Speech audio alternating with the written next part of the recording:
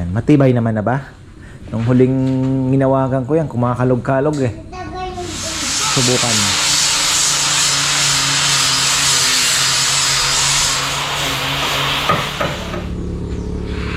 Ito spatula grade. Mas maganda po ito. Subukan niya pag kayo ay DIY. Makikita niyo talagang mas maganda ang finish pagka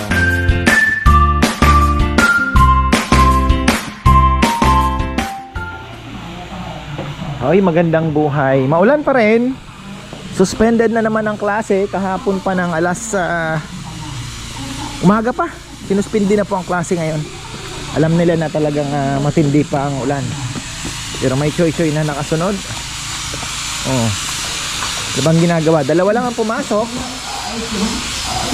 Oh. Ano to? Papadudot na naman. Jom, baka maalikabukan to. Ganda pa naman. Ay, huwag mong hahawakan yan ha. Don't touch na. Di ba maalikabukan?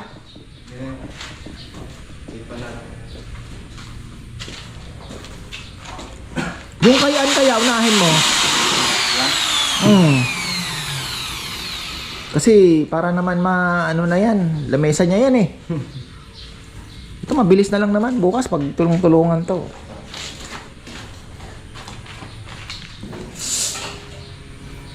Marami pong mga designs na pwede tayong gawin din syempre.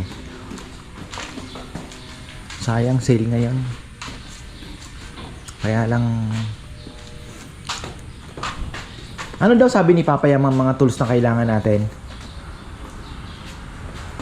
Nasubukan mo na pala yung diamante? Hindi po kaya. Subukan mo na at eto bumubula lang oh, nasasayang lang habagay. Marami naman atang Hindi naman lang uubos ko. Tinignan ko doon, daming tubigas na ganyan. Pero yung ganito, nauubos mo? Oo. Mahal pa naman. Kailangan natin CR, okay na. Okay na tong CR. Oh, may gripo na pala. Very good. Wow. Okay na pala ang CR, oh. Tatiles pa daw itong itatiles pa daw po ito, pero sabi ko, wag na, mula. Muna sigurong itiles yan.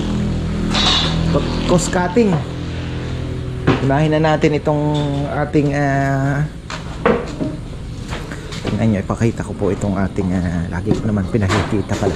Pero yung avocado kasi bala kong ipalipat yan.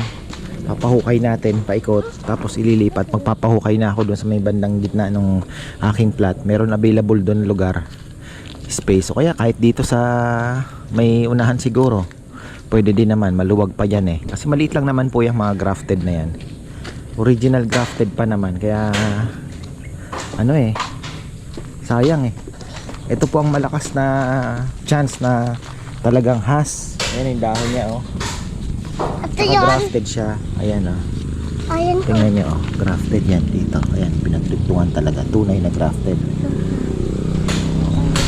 Oo. Kasi ang balak namin hanggang dito na parang medyo maluwag. Ito, mabilis lang naman pong kuhanin. Para ito, maluwag na po. Para istaka na din ng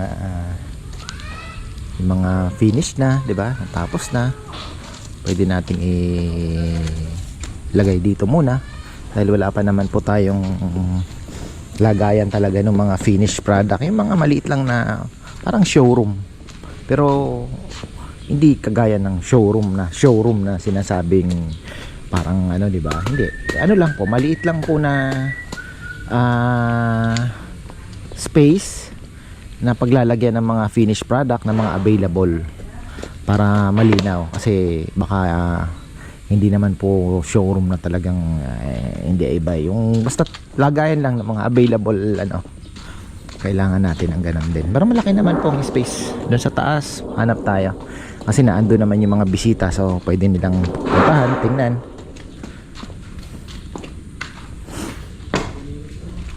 Dalawa lang sila. Yan, matibay naman na ba? Nung huling ginawagan ko yan, kumakalog-kalog eh. Tagay yung boy. Para maka ano na yan. Para mabigat din ano. Solid eh. Ayun yung lumang kahoy pa yan. Maganda yan. Lumang kahoy pa po ito eh. Ayan o, tingnan nyo. Oh, nako, hindi pantay men. Anahin pa yung paa. Hindi naman gumagalaw? Ha? Galaw pa rin. Sabi ko kay Papa yan eh.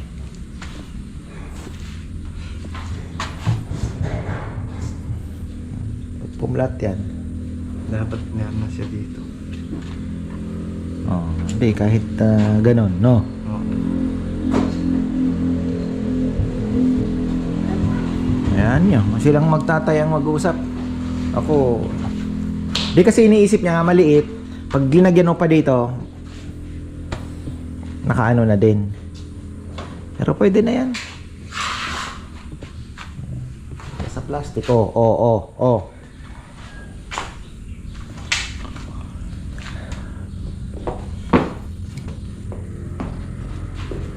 Ito, natural lang po talaga ito. Wala tayong inano dito. Ayan. All natural. Op. Don't touch. Huwag yung hawakan, nak. Sa tayo. Let's go back. Oo, kasi nga, choy.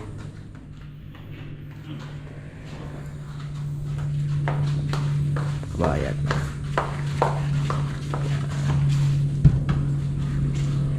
Patay. Di kaya maalikabukan itong ginagawa mo? Yan po yung ating ano ngayon ginagawa at mamaya balikan natin yan at uy, kumandang ano, sana umaraw-araw na. Oh, ayan na, may araw na. Balikan na doon. Para makapuno naman tayo ngayon. Si Gian sinasabi sa akin, bro, ano sabihin mo sa akin kung magcha-charge tayo sa grid kasi baka mag-brown out ka dyan, wala kang ilaw pagkagabi. Sabi ko, kung ganito lang naman na wala namang bagyo, most likely wala naman brown out, brother, kasi maano naman ang pelco eh, hindi naman kagaya ng Palawan na talagang maya brown out. Kahit nag-uulan, basta walang naputol na wire o ano man, walang brown out tayo. So sabi ko kahit wag na, kasi pwede naman yan. Let's say may gagawin po sila dyan, makokontrol naman po nila yan kahit nasaan sila kasi naka wifi na yan. So sabihin ko lang na, bro, magcha-charge tayo ng battery sa grid kasi hindi kayang punuin yan. Let's say kung may bagyo, so kayang-kaya po yun para kung gabi man na mag brown out at hindi tayo nakapag-charge, may kuryente ka. So ayun, tapos yung net metering natin mukhang ano na, okay na. Okay na sa LGU last week. Kasi mahaba proseso talaga eh. So approve na sa LGU last week. Ngayon naman pinas niya na sa kooperatiba ng sa Pelco. Hindi ko alam kung yung ilang araw naman po yung processing. Pagka na okay na, kakabit na lang po yung metro niyan, sabi ni Brother Christian. Tapos ayan po, actually yung itong furniture natin, pinag-aaralan ko kung paano natin mapapabilis po yung trabaho kasi talagang ang pinaka-costing po natin dito hindi po yung kahoy yung labor. Pagka tumagal po sa labor, doon po tumataas yung costing. Kaya nga yung mga upuan na medyo komplikado, yung mga marami pong arte-arte, mahirap buuin, yun po kaya medyo mahal kasi talagang labor, kaya inaabot ng 5,000 kasi syempre pag-assemble, tapos yan pa yung mga polyurethane na nagmamahalan din na 1/8 na ang isang litro. Kaya sabi ko kay Jomar, siguraduhin na walang nasasayang at wala nang inuulit na trabaho kasi kung may inuulit tayo, yari na naman, di ba? Kaya kailangan natin ma-master talaga na pag once na pagkagawa na balot, and then yan na yun, wala nang babalikan natin yung kasi nasasayang yung oras.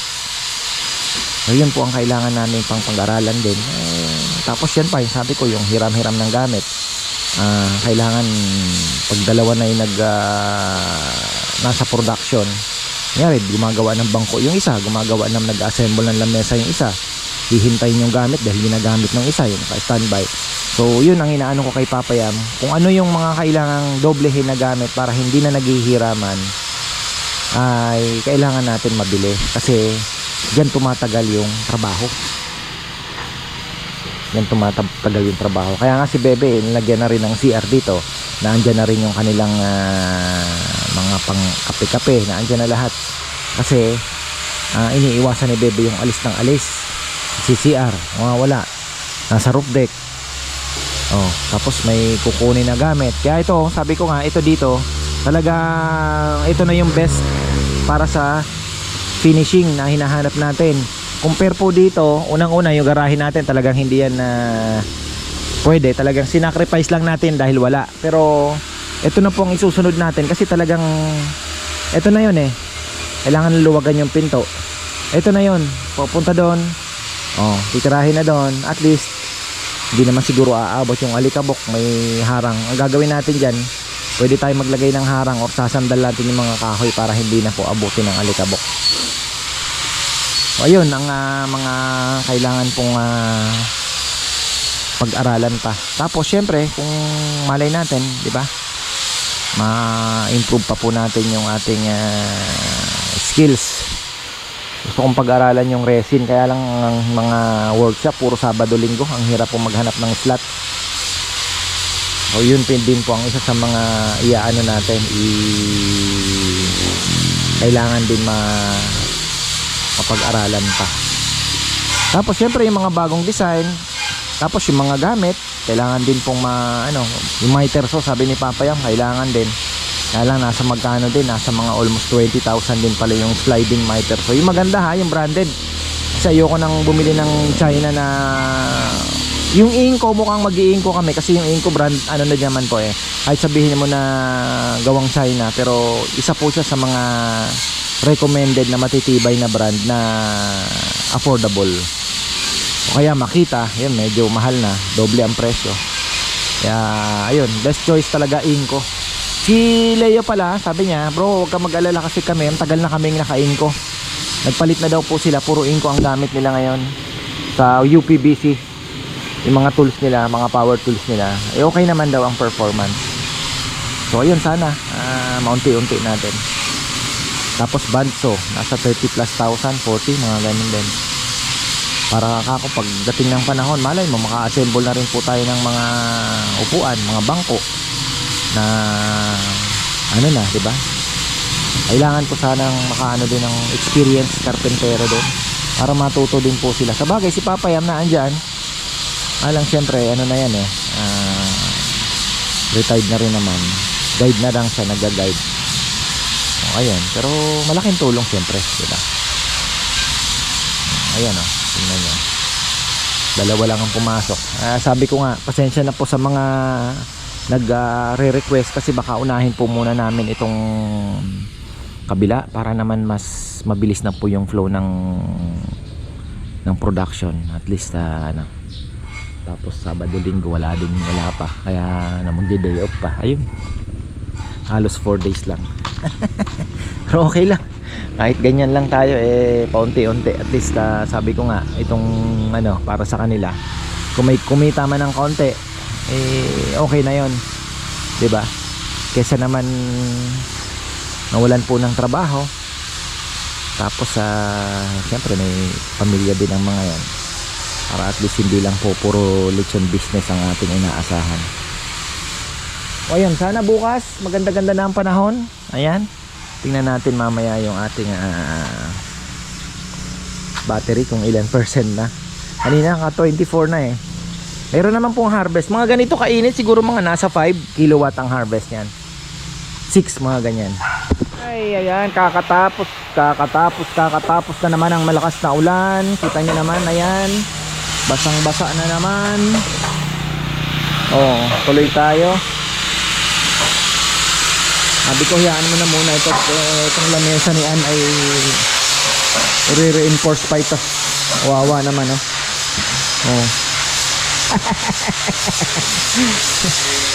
baka kailangan lagyan ng counting Inano na pa naman ni nitro. Naka nitro na oh. Pero solid siya, kaya lang yan. Sabi ko nga sana linagyan na lang ng paa na may banda dito oh. Ganun pa. Solid. Para naman tapos pwede no. Etong console na to kay Ate Evelyn. Ate Evelyn, marami siyang design na pinakikita. Kaya naman yon. Yung mga ganon, kailangan lang po namin makumpleto yung aming mga power tools. Kasi kailangan ng banso nun. May mga korte-korte. Kaya nga sabi ko kay Papa yan, pag once na naayos na natin yung ating shop, unti-unti kailangan madiskartehan, makabili ng paunti-unti ng mga gamit ba.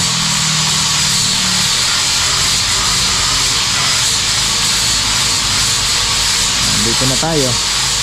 Sayang naman yung ginastos kung hindi natin susubukan ilaban hanggang dulo, sabi nga nila. Laban hanggang dulo.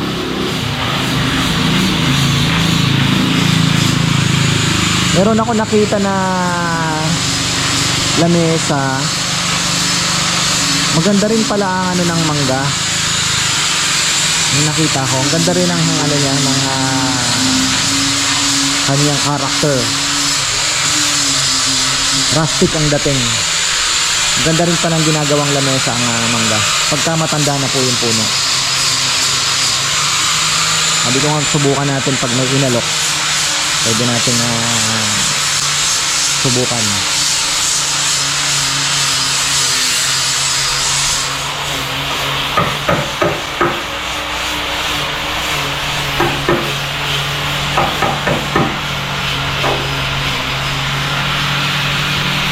Ito tuyo na yan, pero tuyo na hindi pa. Sa ilalim hindi pa, pero ano lang naman yan, blow lang, hindi naman po yan dumikit yung kailangan natin talaga. Parang ang hangin puro papunta dito, mukhang doon yata ang pagliliha. Banda dun sa dulo, yung tapos yung spray baka dito. Dito sa natin, tingnan natin kung dito sa may unahan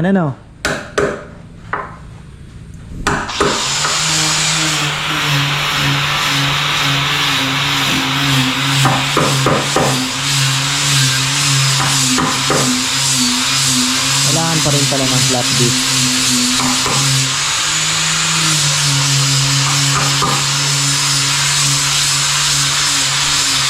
CR, wala pang tubig. Pero si Junjun na, pabilis na lang po na Junjun yan. Mukhang kailangan natin pag-aralan din. Kasi dikit lang sila eh. Kailangan natin ng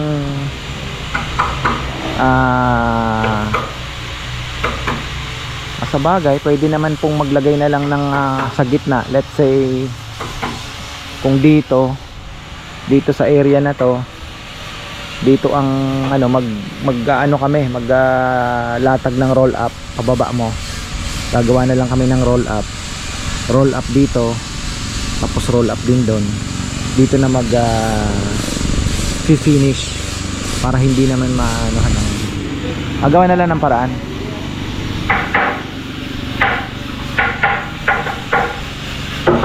Imaginin mo, ang tagal kong tinitingnan nito dati. Sabi ko, gusto ko nga sana talagang maglagay din ng maliit na yun nga, pero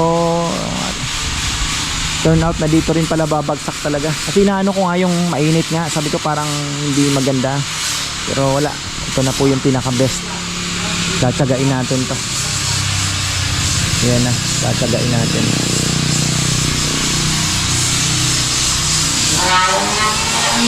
Ito mahogany. Ayan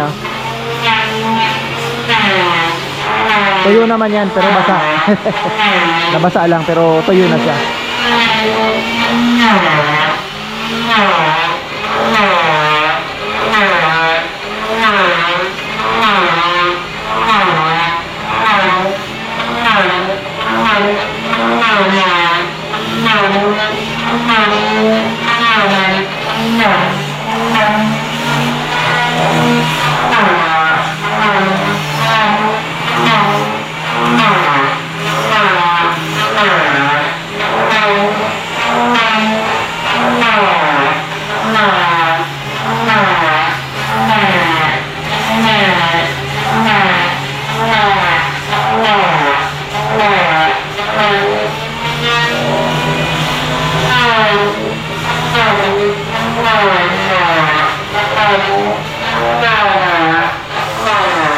Papagawa ako ng center table kasi yun makapal. Pwede pa sanang hatiin. Sabi ko kay Bebe, wag.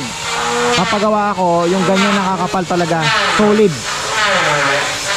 Na center table na makapal talagang mga tipong kasi mga may gusto ng makapal, di ba? Kahit medyo dagdagan mo ng konti ang presyo. Pero wag na nating hatiin ka ako. As is na lang yung ganyang kakapal na kahoy. Akasya din yan. Tapos saktong-sakto po yan. Sabi ko yan, papagawa tayo.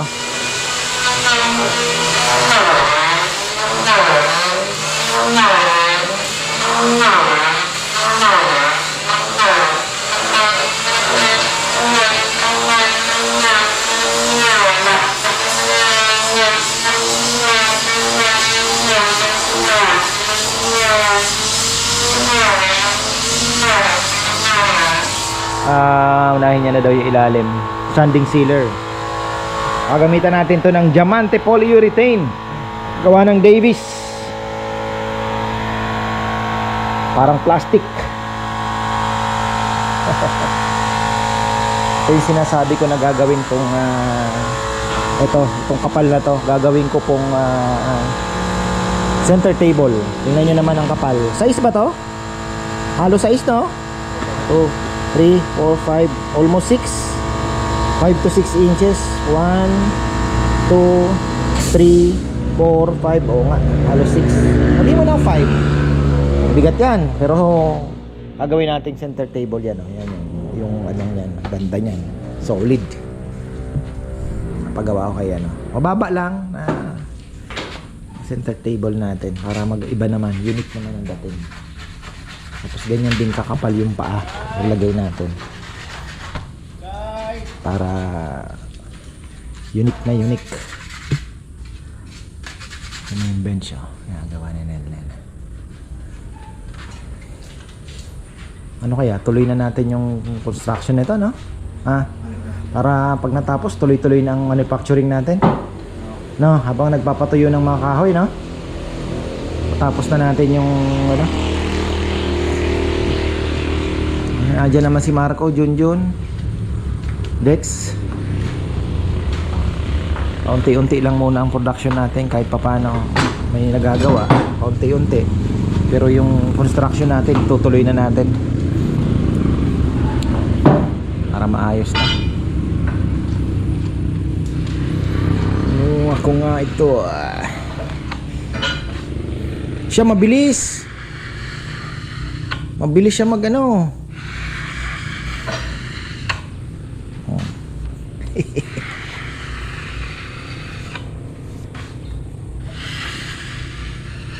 Po yung nitro.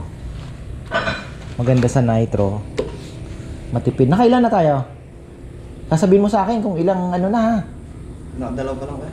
Doon sa 6. Hindi po, isa. Ito pa lang ba? Mali may 5 pa doon. Kasi sayang nakahanap ako ng 300 plus na ganyan. At mura na, di ba? Mas matipid pa rin siya compare sa ano ha. Yung ini-spray, no? Ito spatula grade. Mas maganda po ito, subukan niya pag kayo ay DIY. Nakikita niyo talagang mas maganda ang finish pagka pinolyurethane niyo yung ano. Kasi bagang sinisiksik mo talaga yung ano, yung sealer. Pagkatapos niyan, isahin pa namin yan pag natuyo kasi parang doble ba. Marami na din ba yung isang lata na nasisil? Oo, yan. Ha? Opo. Marami siyang nagagawa. Marami na din na nagagawa. Pero kasama yan sa mga costing natin na minsan din natin nakikita. Yung kahoy mura lang eh. Pero ang daming pinagdadaanan, ano? Opo.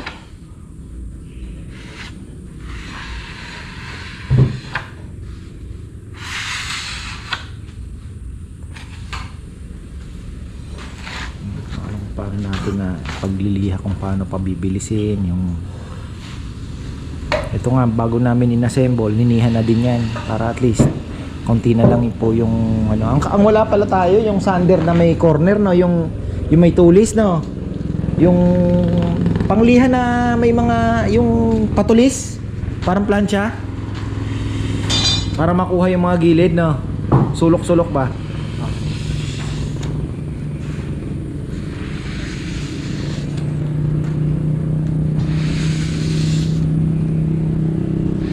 Doble. Kasi tuyo na kagad yan. Tingnan nyo naman, oh. Bilis lang po matuyo. Kaya dapat pag nag-apply, in-apply po ninyo, mabilis din lang talagang application. Kasi para siyang rugby. Mabilis. Pero matipid. Matipid po. Talagang, kesa yung ini-spray talaga na ini-spray mo kasi nakakailan. Ilan bang nakakailan spray ba tayo? Hanggat hindi mo nakikitang napupuno kaya yung mga butas. Oh.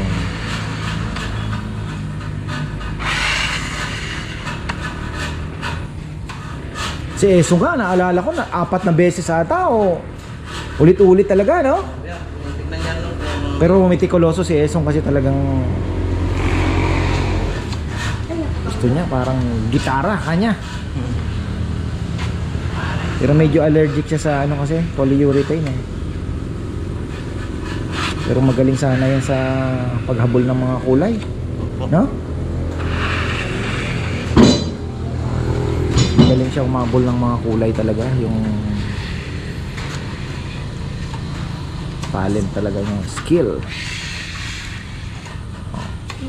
Subukan mo na, bebe. Ikaw ang mag test kung papasa. Yung para matuwa naman si Ann. Palukulok na yan dyan. Ha? Palukulok na yan. Eh, Parang tiki. hindi nga, kaya nga, ikaw nga eh. Yan, ganyan nata gusto nila. Kaya nga, pero tingnan mo kung yung tibay. Yug-yugin mo. Ganyan kasi mesa namin dati. Ha? 2x2 nga lang na. Yung mesa ni... Bakit? Ay, Oh. hindi pa. Hindi pantay, pero ibig sabihin, yung paa din, Wow. Oh. Baka mo naman nakafix. Wow, pinainay. Pag umakyat si Natter dyan, Nakakaliwa na yata ang kaya na rin gumamit. Wala eh. Makafix niya kanya nito. wow! Pero sorry dyan. Tinipid din nga naman sana sinulid niya ang ito. Kaya nga, sabi ko eh. Then may pwede ng lababo na lawin. Bebe, sila pala yung relong binili mo eh. Sira? Wow!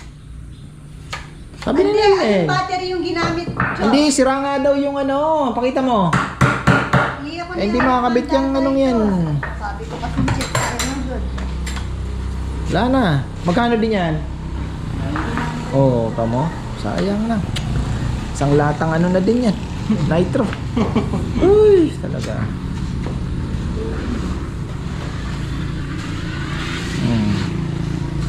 Oo, basag. Ayun mo naman pa rin basag eh.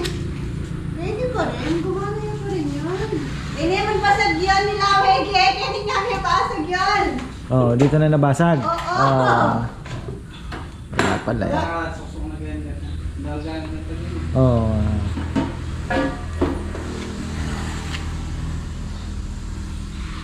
Baka may katanin niya. Pero gumana yan pa rin. Takete. Yan pinakalit din. Ay, yun na yung result eh.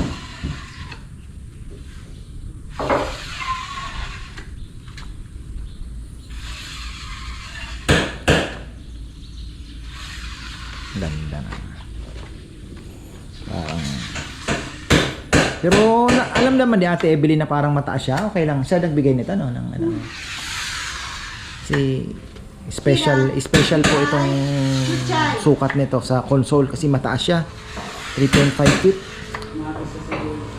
Pero siguro yan ang gusto nila. Kami naman, sinusunod namin syempre kung ano yung request. Lalo na po pag made to order. Live edge na console na ayan, ganyan.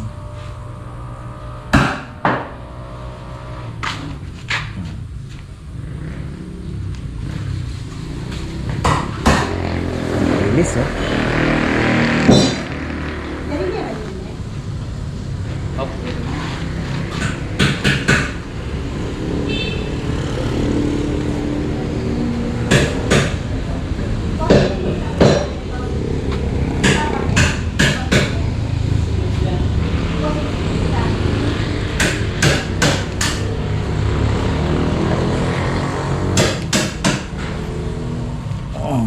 Ate Evelyn din kung ano. Bench, oo nga. Tapos isang ano din. Wala eh, sumablay po yung ating nakuhang tuyo. Pero papalitan naman daw po yan. Kaya, yun. Sabi ko pa naman, natuwa ako dahil ang gaganda. Kaya lang, kung sinuri namin, naku, puro inanay pala yung ilalim. Yung loob po ng ano, inanay lang. Kaya sabi ko, naku brother, sorry. Sabi niya, wag po kayong ma-stress dyan sir, papalitan natin. Hindi ko na-stress ako dito ako kasi unang-una alam ko namang papalitan mo, kaya lang syempre umaasa ako na tuyo nga gagamit na sa nanay. Sira daw yung ilalim niyan. Wag mo na palagyan ng lababo bebe kasi kung maghuhugas-hugas lang may gripo naman na doon. Okay na yung patungan na lang yan. Sayang na. Oo, okay na yan. O, ito na yan. Nakuha ng manual. Wag nang ano, may ayun oh, ano lang yung gripo ayun. Lagyan na lang ng konting ano yun, linisin yung parang sa ilalim, di ba? Okay na yan. Masyado na. Kaya. Kulang na lang kwarto dito. Chok-chok ka na mag-i-stay ko siya. Kapag gusto mong pagawa ng kwarto dito, Nel? Na? Parang may bantay. May wifi, may ano. Oh. Gusto mo ng maliit na rep? Bibili pa tayo. Maliit na rep. Sana naman inguran. Libre pagkain. Ano pa nun? Ha? Ito din dami ang lilang ingit-ingit. Ah. Wow! Libre ng pagkain mo. Wala ka nang iisipin. Solo sahod. Ayaw mo pa nun?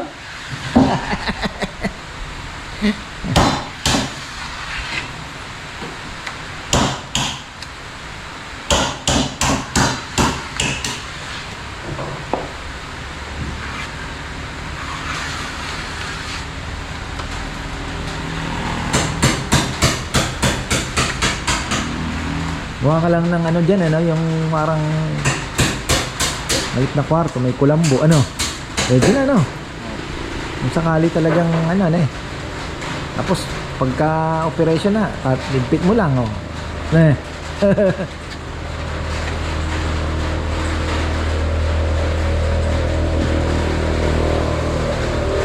Na. Ay, ayan na naman po ang ulan. Pag walang pasok bukas, papromise ako sa mga bata. Papasyal ko sila. I-ESM ko para naman matuwa mga bata. Si Rowan na ano ko din eh. Kasi syempre, alam nyo, bilang middle child, puro na lang po bunay-nay. Minsan nakakalimutan din yung middle child natin. Pero ako naman, lagi ko siyang niyayakap. Tapos, anong gusto mo? Ginaganong-ganong ko siya. Oh, ayun.